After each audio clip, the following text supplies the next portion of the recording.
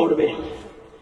এতে আওয়ামী লীগ হোক তোমাকে চাপ দেওয়া যাবে না, তুমি বিএনপি হও তোমাকে চাপ দেওয়া যাবে না, তুমি জাতীয় পার্টি হও তোমাকে চাপ দেওয়া যাবে না, তুমি জামাত হও তোমাকেও চাপ দেওয়া যাবে না।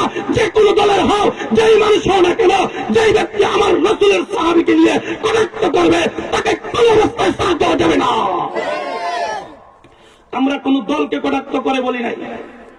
তোমার দলের ভিতরে যদি এইরকম কুলাঙ্গার থাকে, তোমার দলের ভিতরে যদি এইরকম নাস্তিক থাকে, তোমার দলের ভিতরে যদি এইরকম ফাসিক থাকে, তোমার দলের ভিতরে যদি এইরকম শিরক করে নেওয়া থাকে, তোমার দলের ভিতরে যদি এমন কোন ব্যক্তি থাকে যে রাসূলকে নিয়ে কটাক্ষ করে, যে রাসূলকে সে গুনাহগার মনে করে, যে নবীর সাহাবীকে সত্যের মাপকাঠি মানে না, যে নবীর সাহাবীকে নিয়ে সমালোচনা করবে, আমি স্পষ্ট ভাষায় জানাইয়া দিতে চাই, তুমি তাদেরকে বহিষ্কার করে সমাজকে দেখাইয়া দাও যে আমরা তার সাথে হাত মিলাইয়া কিছু করি না।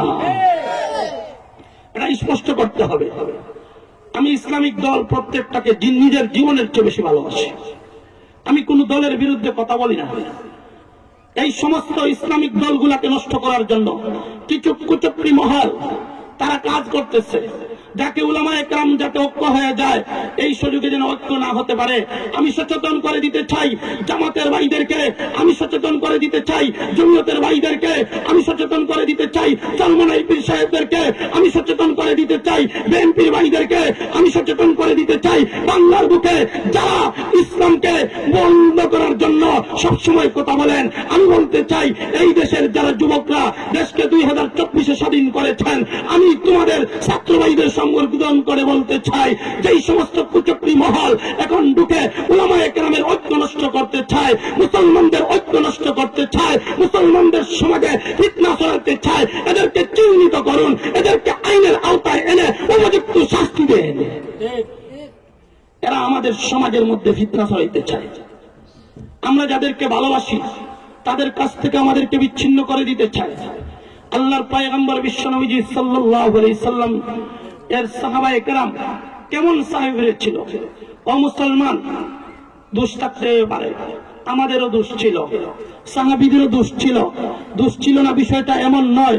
তারা ইসলাম ধর্ম যখন গ্রহণ করেছে অতীতের সমস্ত গুনাহ আল্লাহ মাফ করে দিয়েছেন। এমন কোন সাহাবী আপনি দেখাতে পারবেন না যেই সাহাবী তওবা করে নাই, এমন কোন সাহাবী পাবেন না যেই সাহাবী আল্লাহকে সন্তুষ্ট করে কবরে যায় নাই। ও মুসলমান, প্রত্যেকটা সাহাবী আল্লাহকে সন্তুষ্ট করেছে, প্রত্যেকজন সাহাবী রাসূলকে সন্তুষ্ট করেছে। ও মুসলমান, সাহাবীদের তওবা কেমন ছিল সেই তওবা যদি আপনি স্মরণ করেন আপনি আল্লাহর ওলিয়ে পরিণত হয়ে যাবেন। ও মুসলমান, সাহাবীদের ইতিহাস তালাশ করুন। প্রত্যেকজন সাহাবী আল্লাহর পয়গম্বরের একজন সাহাবীকে যদি আপনি অনুসরণ করেন, আল্লাহর জাতের কসম করে বলতে পারি ওই সাহাবীকে অনুসরণ করার কারণে আপনার জীবন ধন্য হয়ে যাবে ইনশাআল্লাহ। যে কোনো আদনা সাহাবী দেখেন, কোন সাহাবী কোন দিক দিয়ে কমতি নয়। ও মুসলমান, সাহাবায়ে কেরাম একেবারে নিম্ন স্তরের কোন সাহাবীকে যদি বের করা হয়, বর্তমান জমানার যেই সমস্ত কুলাঙ্গার গুলা সমালোচনা শুরু করে দিয়েছে, আমার নবীর সাহাবীকে নিয়ে কটাক্ষ করা শুরু করে দিয়েছে, আমি স্পষ্ট ভাষায় জানাইয়া দিতে চাই এরা না পুরা দুনিয়ার সমস্ত ওলি আউলিয়া, এরা না পুরা দুনিয়ার দল কুতুব সবাইকে যদি ঐক্যবদ্ধ করে এবার যদি একটা পাল্লার মধ্যে তুলে ধরা হয়, সাহাবায়ে কেরাম জিহাদের ময়দানে যাওয়ার সময় তার পায়ের মধ্যে যেই ধুলাবালু লেগেছিল সেই ধুলাবালুর সমান হবে না। কথা ঠিক কিনা? এমন সাহাবীদেরকে নিয়ে কটাক্ষ করেছে। আমি কানাইঘাটের ভাইদেরকে সম্বোধন করে বলবো, আল্লাহর জাতের কসম খেয়ে বলি তোমাদেরকে অন্তর থেকে ভালোবাসি। তোমরা যেই দলের হও না কেন, এখানে উলামায়ে কেরামের মারকাজ, এই জায়গার মধ্যে নবীর সাহাবীকে নিয়ে কটাক্ষ করা হবে, নবীর সাহাবীর সমালোচনা করা হবে, একটা কখনো বাংলার মুসলমান মেনে নিতে পারে না।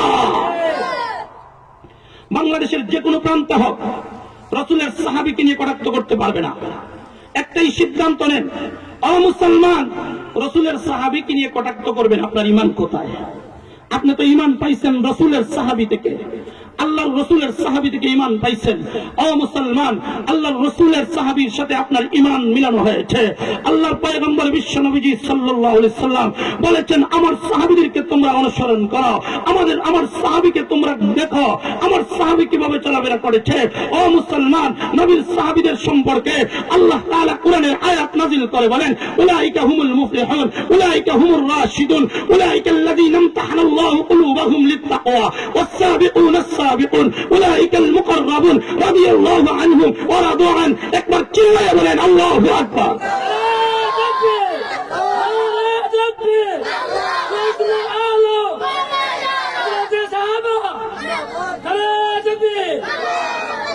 ইমানি জজবা আরো বাড়তে হবে। নবীর সাহাবীদের ঈমান কেমন ছিল? ও মুসলমান, আল্লাহর পয়গম্বরের সাহাবীদের মুখে ছিল আল্লাহু আকবারের ধ্বনি, হাতে ছিল তরবারি, মুখে বুকে ছিল কোরআন। যেখানে গিয়েছেন বাতিল শক্তি পলায়ন করতে বাধ্য হয়েছে।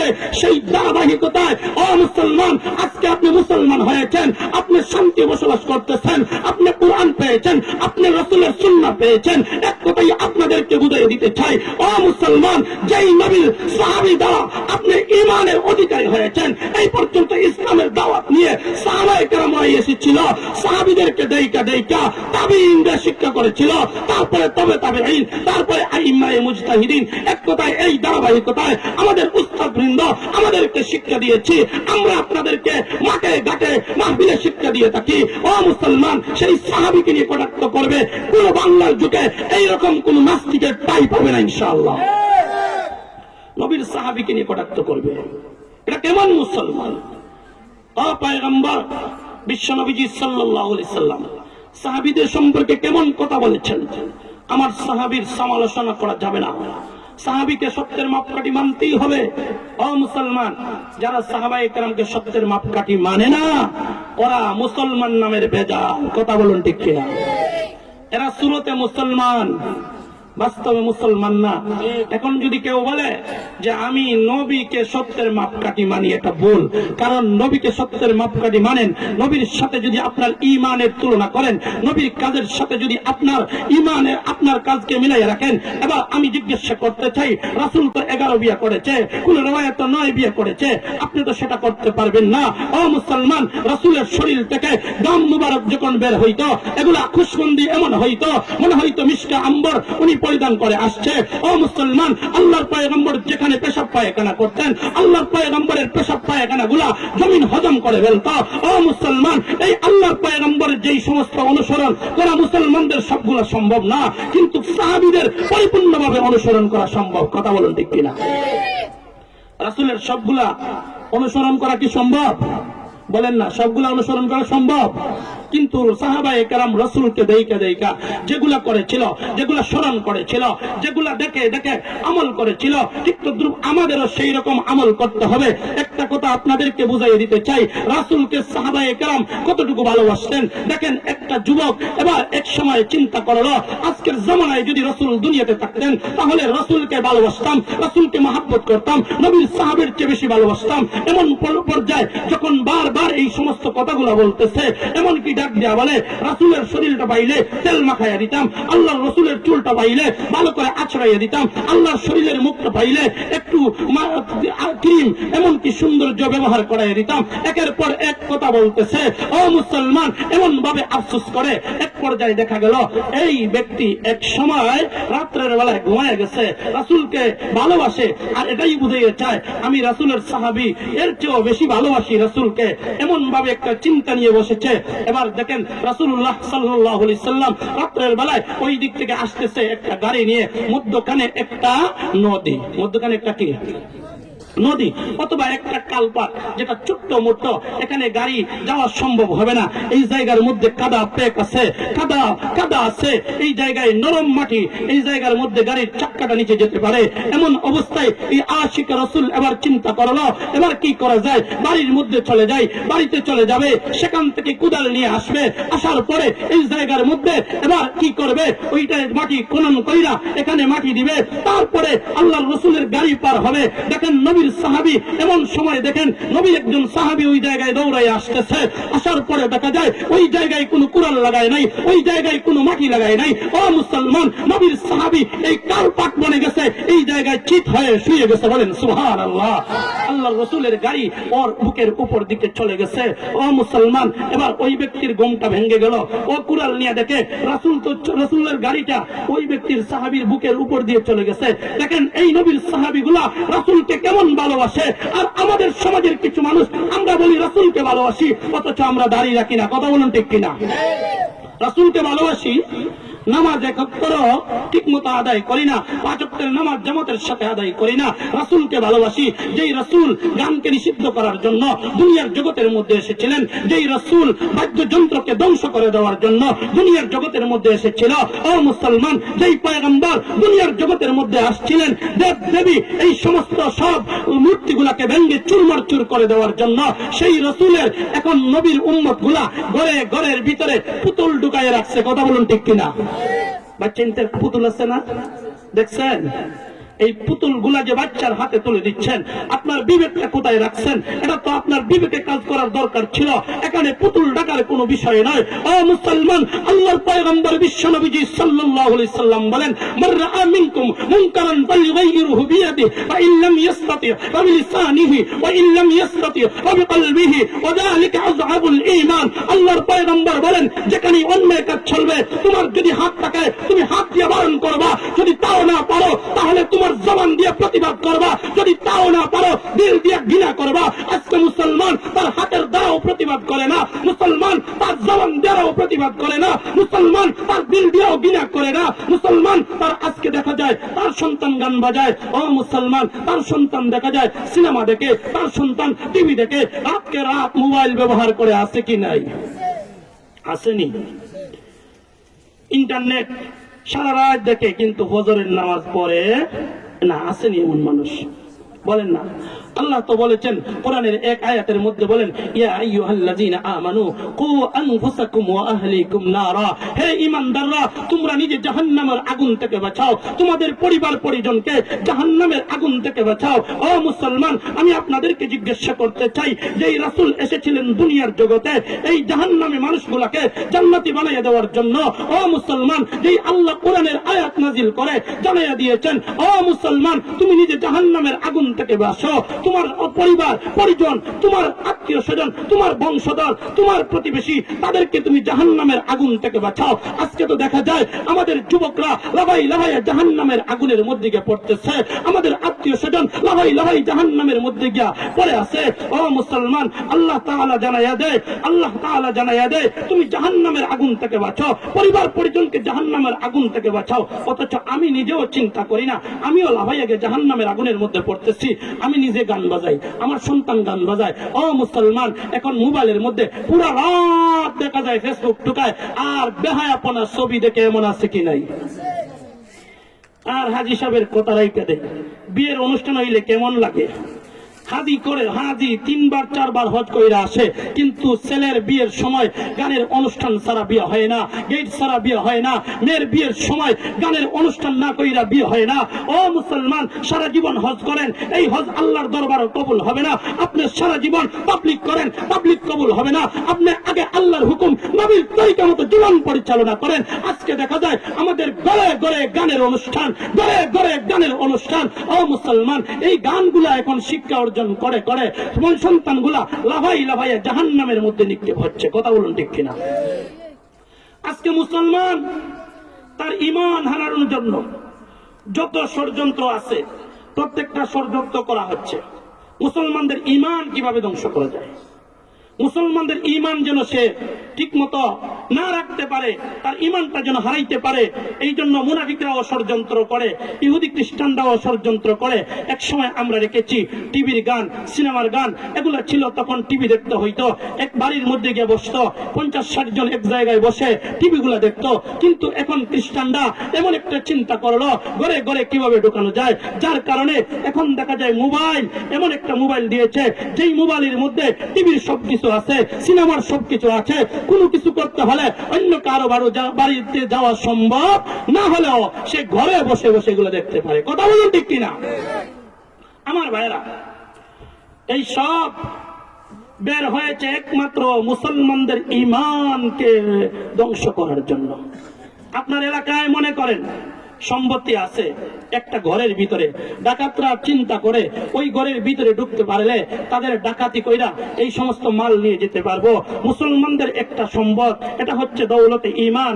ঈমানের উপর আর কিছু নাই। এই ঈমানকে ধ্বংস করার জন্য মুনাফিকরা একের পর এক ষড়যন্ত্র করছে, ইহুদি খ্রিস্টানরা একের পর এক ষড়যন্ত্র করছে। এই দেখেন কিছুদিন পরে পর রাসূলকে নিয়ে কটাক্ষ করে, কিছুদিন পর পর সাহাবীকে নিয়ে কটাক্ষ করে, কিছুদিন পর পর কোরআনকে নিয়ে কটাক্ষ করে। এবার কোরআন থেকে মুসলমানকে কিভাবে দূরে সরানো যায় একের পর এক ষড়যন্ত্র করা শুরু করে দিয়েছে। মুসলমানের হাতে হাতে এখন মোবাইল ঢুকে গেছে। ও মুসলমান, এই ষড়যন্ত্র নতুন না। আপনার আমার পয়গম্বর বিশ্বনবীজি সাল্লাল্লাহু আলাইহি ওয়াসাল্লাম যখন কোরআনের দাওয়াত দিয়েছিলেন তখনই তো এই ষড়যন্ত্র শুরু হয়েছিল। আপনাদেরকে বলতে চাই, সূরা লুকমানের 6 নম্বর আয়াতে আল্লাহ তাআলা বলেন, ওয়ামিনান নাসি মাইয়াশতারি লাহুয়াল হাদিস। আল্লাহ তাআলা সকল ধরনের গানকে এই আয়াতের মাধ্যমে নাজায়েজ ঘোষণা দিয়েছেন। আমাদের সমাজের মধ্যে কিছু মানুষ যারা বাউল পার্টি চিনেননি আপনারা, যারা মুসলমানদেরকে ধোঁকা দেওয়ার জন্য আউল আর বাউল কিছু গ্রুপ আছে যারা গানের আয়োজন করে, রাসূলকে নিয়ে কটাক্ষ করে, গানে গানে রাসূলকে কটাক্ষ করে, গানে গানে কোরআনকে কটাক্ষ করে, গানে গানে উলামায়ে কেরামকে নিয়ে কটাক্ষ করে। আমাদের এই সিলেটের মধ্যে একটা কুলাঙ্গার ছিল যার নাম ছিল আমির উদ্দিন গায়ক। আপনারা জানেননি তার খবর? ওগো মুল্লাজি, বিসমিল্লাহ জানেননি? বিসমিল্লাতে কয়টা মিম বা দেখি বলেন না, কয়টা রঙের পানি? ওগো মুল্লাজি, নাউজুবিল্লাহ বলেন না কেন? তার ঈমান আছে? বলেন না ঈমান আছে? এইটা যে শুনবে তারও ঈমান যাবে, যারা এটা মুখস্থ করবে তাদেরও ঈমান যাবে। কারণ হলো তোমার উদ্দেশ্য যদি সেটা থাকে, তুমি যদি এমন উদ্দেশ্যে মুখস্থ করো আর উলামায়ে কেরামকে কটাক্ষ করো, মেসাব তুমি বিসমিল্লাহ জানোনি, কয়টা মিম এরকম কথা বলো, তাহলে এর দ্বারা প্রমাণ হলো তুমি কোরআনকে নিয়ে কটাক্ষ করা শুরু করে দিয়েছ। ও মুসলমান, এই মুসলমানদের ঈমানকে ধ্বংস করার জন্য ষড়যন্ত্র শুরু হয়েছে।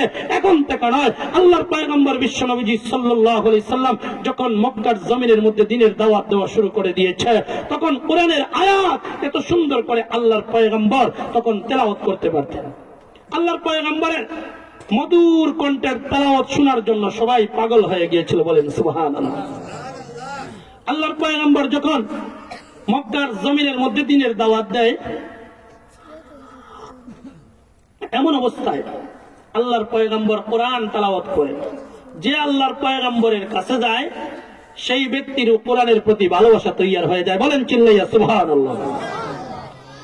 এ দুনিয়ার মুসলমান ভাইরা, আখিরি জামানার পয়গম্বর বিশ্বনবীজি সাল্লাল্লাহু আলাইহি ওয়াসাল্লাম যখন মক্কার জমিনের মধ্যে দ্বীনের দাওয়াত দেওয়া শুরু করে দিয়েছে, এমন সময় বেঈমান কাফেররা চিন্তা করে দেখলো আল্লাহর পয়গম্বর বিশ্বনবীজি সাল্লাল্লাহু আলাইহি ওয়াসাল্লাম কোরআনের আয়াত তেলাওয়াত করেন, এত মধুর কণ্ঠে কোরআনের আয়াত তেলাওয়াত করেন, সবাই পাগল হয়ে যায়।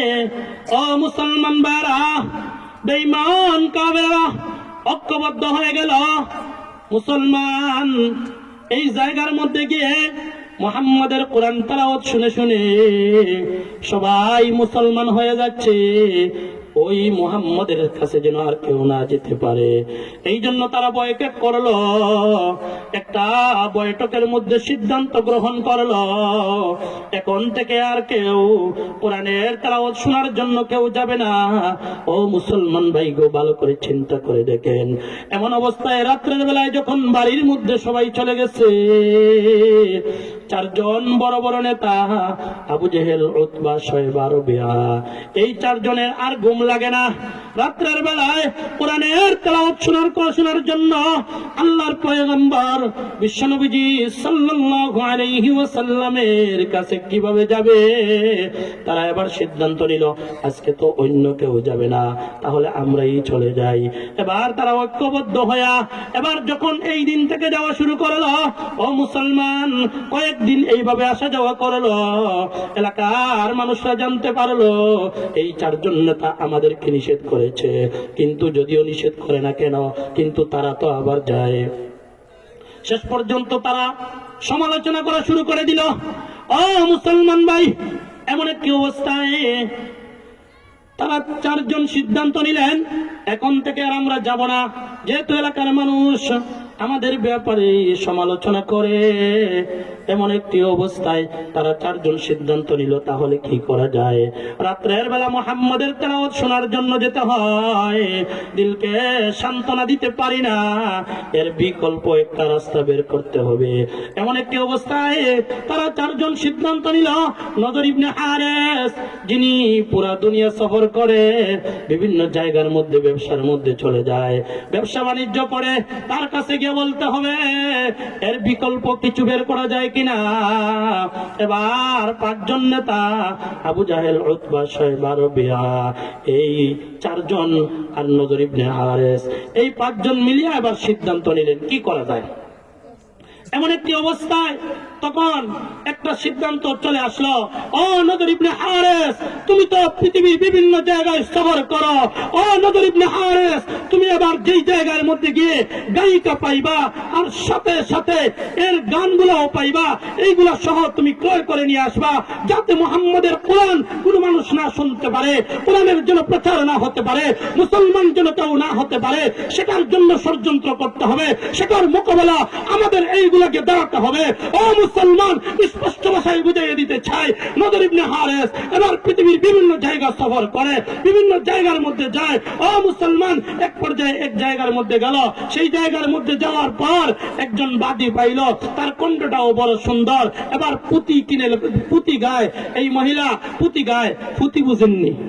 পুঁতি বুঝেননি? অতীতের যুগে রাজা বাদশার কিচ্ছা কাহিনী এমন ভাবে বানাইয়া বলবে, 100 কথার মধ্যে 1 কথা সত্য, বাকি 99% মিথ্যা বলে বলে মানুষকে কাঁদাবে। কথা বলেন ঠিক কিনা? এটাকে বলে পুঁতি। ও মুসলমান, এমন একটি অবস্থায় যখন নজর ইবনে হারেস ওই বাদীকে ক্রয় করে নিয়ে আসলো, এমন একটি অবস্থায় যখন ক্রয় করে নিয়ে আসছে, সাথে এবার পুঁতি নিয়ে আসছে, ও মুসলমান, এই পুঁতিগুলা এবার সুন্দর করে শোনাইয়া দেয়। এবার আশপাশের মানুষদেরকে ডাক দিয়া বলে, এখানে পুঁতি চলতেছে। নজর ইবনে হারেস এবার আবু জাহেল, উতবা, শাইবা, রবিয়া, তারা সবাই ঐক্যবদ্ধ হয়ে মানুষের কাছে চলে যায়, যারাই রাসূলের পরিমাণ নিয়ে আসবে, যারাই আল্লাহর রাসূলকে পছন্দ করে, তাদের কাছে গিয়ে বলবে, তোমরা মুহাম্মাদের কাছে যাও কেন? মুহাম্মদ তো কোরআনের তেলাওয়াত শোনায়, কিন্তু তার কাছে আরো কিছু কাজ আছে। সে নামাজের নির্দেশ দিবে, সে বলবে নামাজ পড়ার জন্য, সে বলবে যাকাত দেওয়ার জন্য, সে বলবে হজ পালন করার জন্য, সে আরো ইসলামের অনেক বিধান লাগাইয়া দিবে, সে বলবে পর্দা পালন করার জন্য। এমন একটি অবস্থায় যখন একের পর এক নির্দেশ দেওয়া শুরু করে দিবে, ও মুসলমান, ভালো করে স্মরণ রাখেন, এবার ডাক দিয়া বলে, তোমরা যদি আমাদের এই গায়িকার কাছে চলে যাও, তখন আর কোনো নির্দেশ চলবে না, তখন আর কোনো কথাই চলবে না। ও মুসলমান, এক পর্যায়ে তারা সবাই এবার এইভাবে যখন মানুষের কাছে দাওয়াত পৌঁছাইয়া দেওয়া শুরু করলো, তাদের মিশন বাস্তবায়ন হওয়া শুরু করে দিয়েছে। ও মুসলমান, এক পর্যায়ে যখন সব মানুষগুলা গান শোনার জন্য আসে, যেই মানুষ কালিমা পড়বে বাপ বাপ হয়ে গেছে, সেই মানুষের কাছে গিয়ে তারা এই গায়িকার খবর পৌঁছাইয়া দেয়। ও মুসলমান, শেষ পর্যন্ত এই জায়গায় গিয়া এবার গায়িকার গান শুনে আমি আপনাদেরকে একটাই কথা বলতে চাই, ও মুসলমান, এই গান বাজনা একমাত্র কারণ হলো রাসূলের, এই যে রাসূলের কথা থেকে মানুষকে ফিরাইয়া দেওয়ার জন্য, ঈমান থেকে মানুষকে ফিরাইয়া দেওয়ার জন্য যারা গান বাজনা করে, এরা এক সময় মুনাফিকে পরিণত হয়ে যায়, এক সময় মুনাফিকে পরিণত হয়ে যায়। এদের দিলের মধ্যে পর্দা পড়ে যায়, কোনটা সত্য, কোনটা ভালো, কোনটা খারাপ, সেটা দেখার কোনো সুযোগ থাকে না। ও মুসলমান, তোমাদেরকে স্পষ্ট ভাষায় বলে দিতে চাই, আল্লাহর পয়গম্বর বিশ্বনবীজি সাল্লাল্লাহু আলাইহি সাল্লামের হাদিস, আব্দুল্লাহ ইবনে ওমর রাদিয়াল্লাহু তাআলা আনহু, উনি বর্ণনা করেন, আল্লাহর পয়গম্বর বিশ্বনবীজি সাল্লাল্লাহু আলাইহি সাল্লাম একদিন রাস্তার দিকে হাঁটিয়ে যাচ্ছেন, এমন সময় গানের আওয়াজ পাইলেন। আল্লাহর পয়গম্বর 2টা আঙ্গুল কানের ভিতর দিকে ঢুকাইয়া দিয়েছেন, এমন সময় সামনের দিকে অগ্রসর হয়, সামনের দিকে অগ্রসর হয়।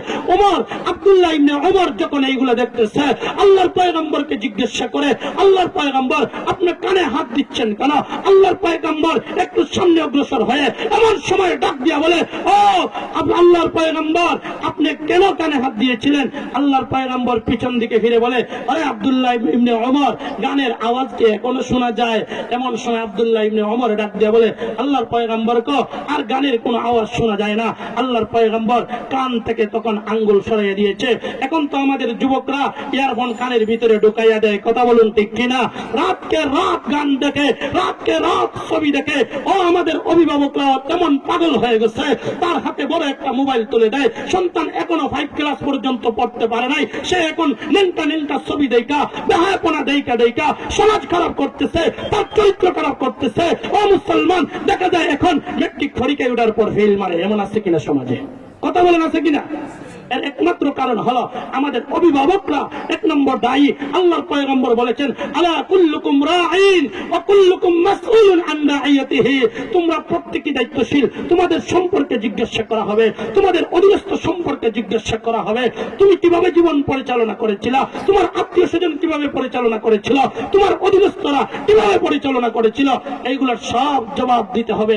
আমি একটাই কথা বলতে চাই, ও মুসলমান ভাইয়েরা, আমাদের এখনো সচেতন হওয়ার দরকার। বিবাহ শাদীর মধ্যে গায়ে হলুদ না হইলে আমরা বিবাহ হয় না, গেট না রঙাইলে আমাদের বিবাহ শাদী হয় না। এক কথাই বুঝাইতে চাই, ও মুসলমান, সমাজ এখন চতুর্দিকে এবার বিপদগ্রামী হয়ে যাচ্ছে। এর একটাই কারণ হলো মুসলমান এখন কোরআন মোতাবিক জীবন পরিচালনা করে না, মুসলমান এবং রাসূলের সুন্নাহ মোতাবিক জীবন পরিচালনা করে না, যার কারণে মুসলমান একের পর এক বিপদের সম্মুখীন হয়ে যাচ্ছে। সমাজ পরিবর্তন করুন ও মুসলমান, রাষ্ট্র পরিবর্তন হয়, রাষ্ট্র নেতা পরিবর্তন হয়, চেয়ারম্যান পরিবর্তন হয়, মেম্বার পরিবর্তন হয়, কিন্তু আমাদের চরিত্র পরিবর্তন হয় না। কথা বলুন ঠিক কিনা?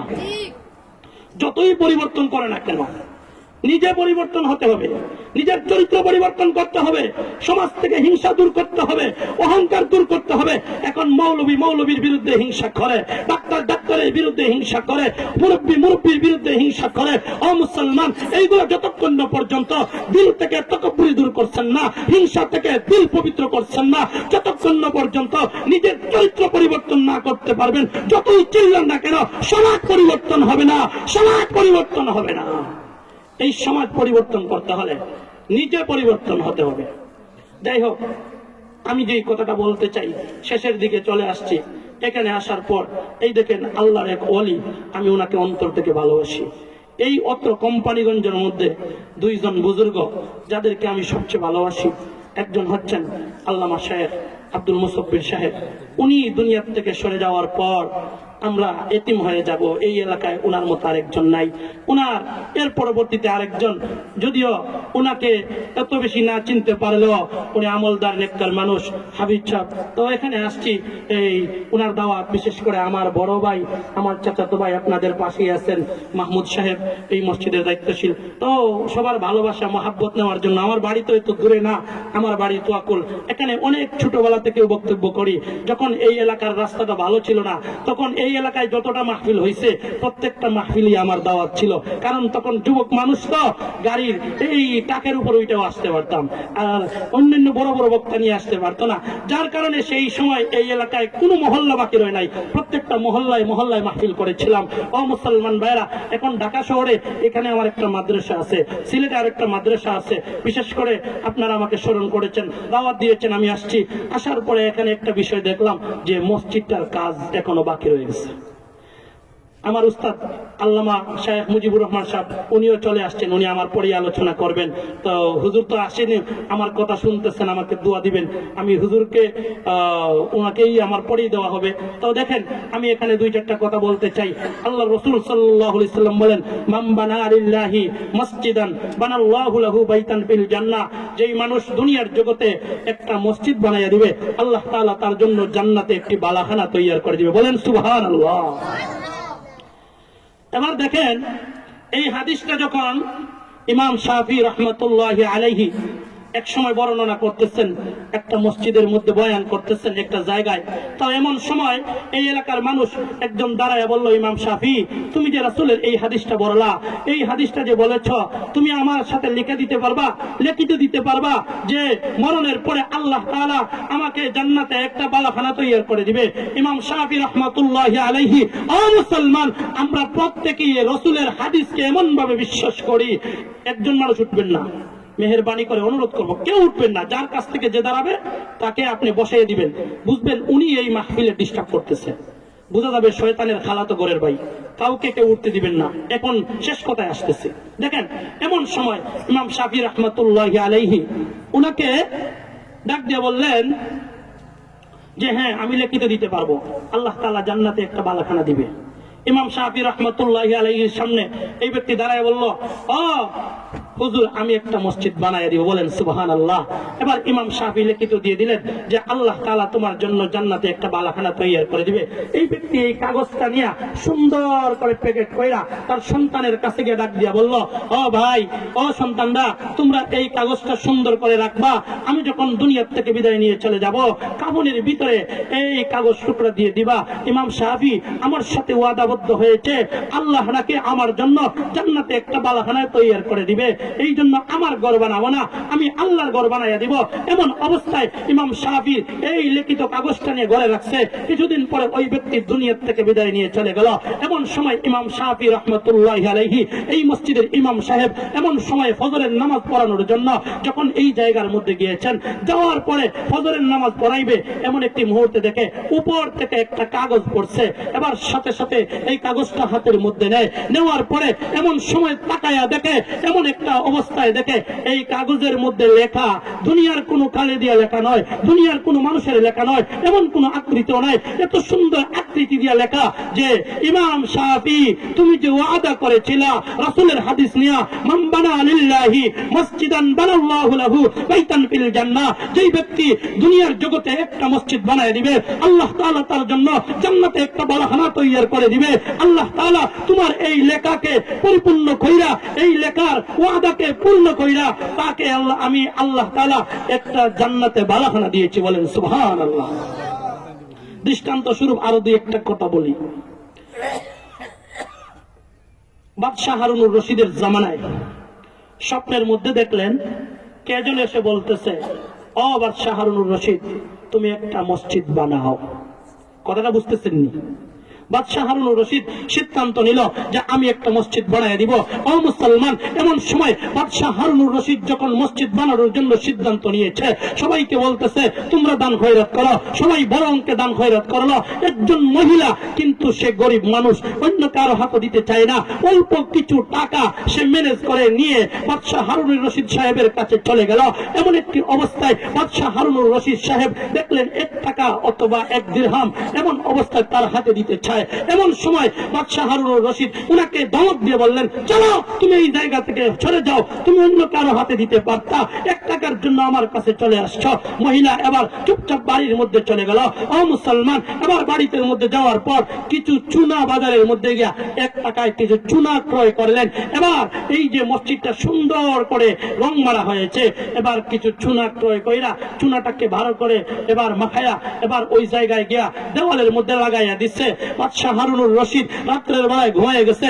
এমন সময় দেখে হাসরের ময়দান হয়ে গেছে, উনাকে জান্নাতের দিকে নিয়ে যাওয়া হচ্ছে।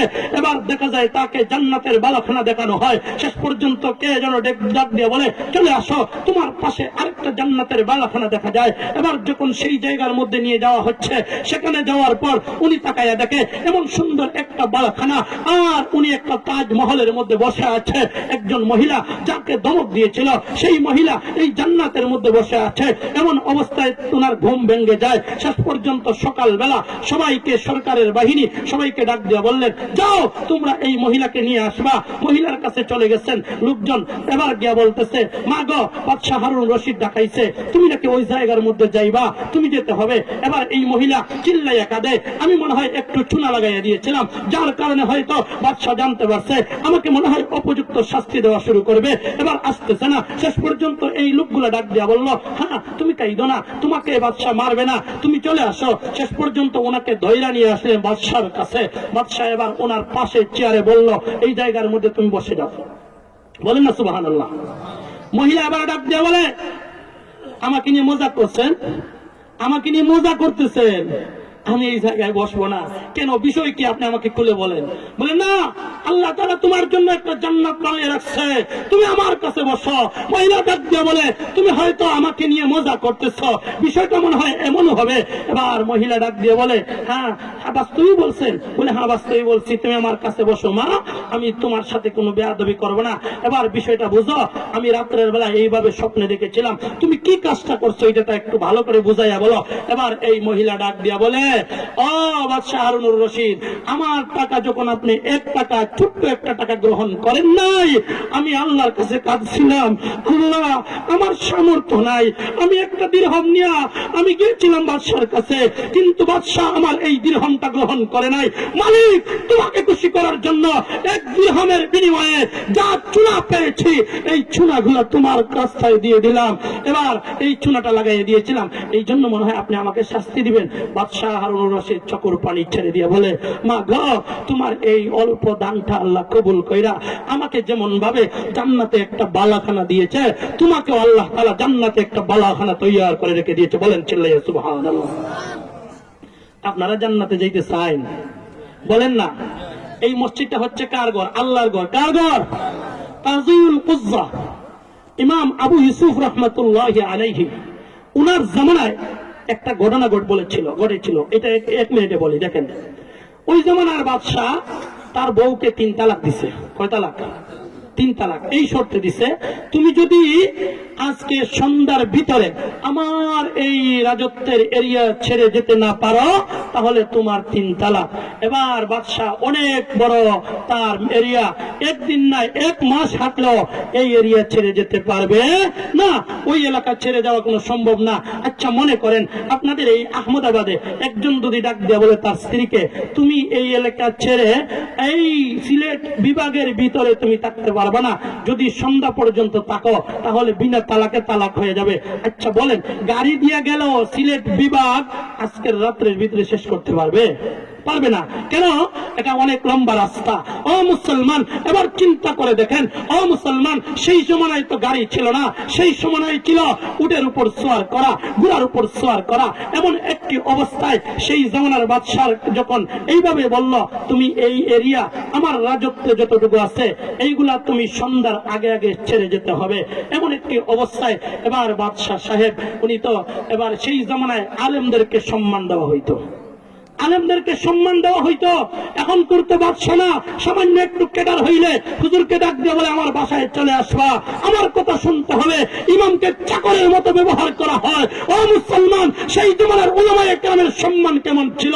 বাদশাহ কাজিউল উজ্জা ইমাম আবু ইউসুফ রাহমাতুল্লাহি আলাইহি বাড়িতে চলে গেছেন। সেখানে যাওয়ার পর আবু ইউসুফ রাহমাতুল্লাহি আলাইহিকে সম্বোধন করে বলেন, আমার স্ত্রীকে এই শর্তে বলেছি, তুমি এই সন্ধ্যার আগ পর্যন্ত যদি আমার পত্র এরিয়া না ছেড়ে যেতে পারো, বিনা তালাকে তালাক। এটার সমাধানটা কেমনে হয়? একটু মেহেরবানি করে এই মাসআলাটা বলুন। সে বলে দিল, যাও তোমার স্ত্রীকে বলবা তোমার বাড়ির পাশে যে মসজিদটা আছে এই মসজিদের ভিতরে ঢোকার জন্য, বাকিটা আমি এশার নামাজে এসে ফয়সালা করে দিব। বলেন সুবহানাল্লাহ।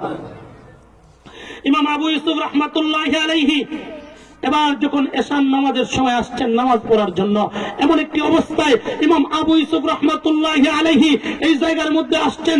লক্ষ লক্ষ মানুষ এই জায়গায় জমা হয়ে গেছে। বাদশাহ এত বড় একটা কথা বলেছে, কিভাবে তিনি জায়েজ বানাবেন? সেই জামানার উলামায়ে কেরাম এই জায়গায় ঐক্যবদ্ধ হয়ে আসছে, কারো মাথায় ধরতেছে না এত বড় বিষয় কেমনে সমাধান হবে।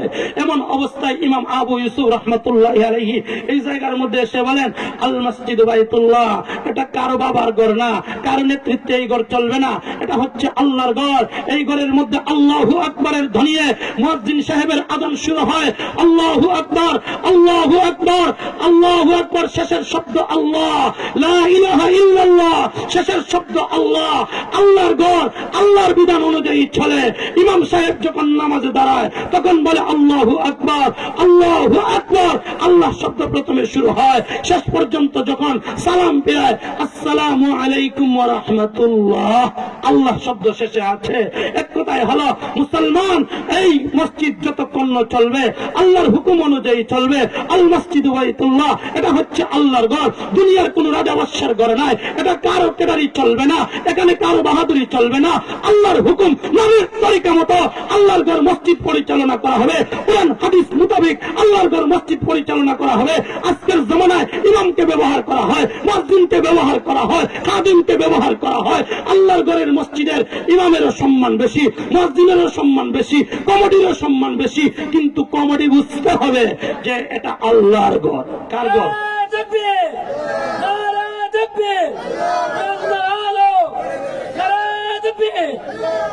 এই জন্য বুঝাইতে চাই এটা আল্লাহর ঘর।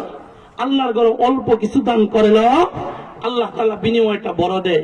এবার কারা কারা আছেন আল্লাহর ঘর মসজিদের এখনো সাদ হয় নাই, আল্লাহর ঘর মসজিদের চতুর্দিকে বাউন্ডারি এখনো বেড়া হয় নাই, আল্লাহর ঘর মসজিদের অনেক কাজ। আল্লাহ যদি জিজ্ঞাসা করে বান্দা তোমার বাড়ির পাশে বিল্ডিং ছিল কিন্তু আমার ঘরটা লেমটা ছিল, তুমি এটাকে ঘুরাইতে পারো না, ভালো কাপড় দিয়ে ঘুরতে পারো না, এখানে তো ইট নাই, ইট লাগাইয়া দাও, তুমি এগুলো তো করতে পারতা, তোমার তো সম্পত্তি কম ছিল না। ও মুসলমান, আল্লাহর পয়গম্বর যখন সাহাবীদেরকে সম্বোধন করে যা বলেছিলেন, সাহাবায়ে কেরামরা দান খয়রাত করতে বাধ্য হয়েছিল।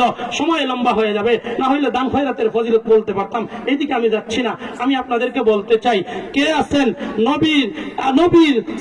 নবীর যে হাদিস মান বানা লিল্লাহি মাসজিদান বানাল্লাহু লাহু বাইতান ফিল জান্নাহ, দুনিয়ার জগতে কেউ যদি একটা মসজিদ বানায় আল্লাহ তাআলা তার জন্য জান্নাতে একটা বালাখানা তৈরি করে দিবে। কোন আল্লাহর বান্দা আছেন এত বড় আশা নিয়ে সর্বপ্রথম 10,000 টাকা আল্লাহর ঘর মসজিদে দান করবে? কে আছেন বলেন? বলেন 5-7 মিনিটের ভিতরে। আমার উস্তাদ এখানে, আসলে আমি এখানে বেশি লম্বা কথা বলতে পারবো না, আমি আরেকটা মাহফিলে যাব, এই জন্য তাড়াহুড়া করতেছি। আর বিশেষ করে হুজুর এখানে আমার উস্তাদ, আমি এই জায়গায় এত লম্বা আলোচনা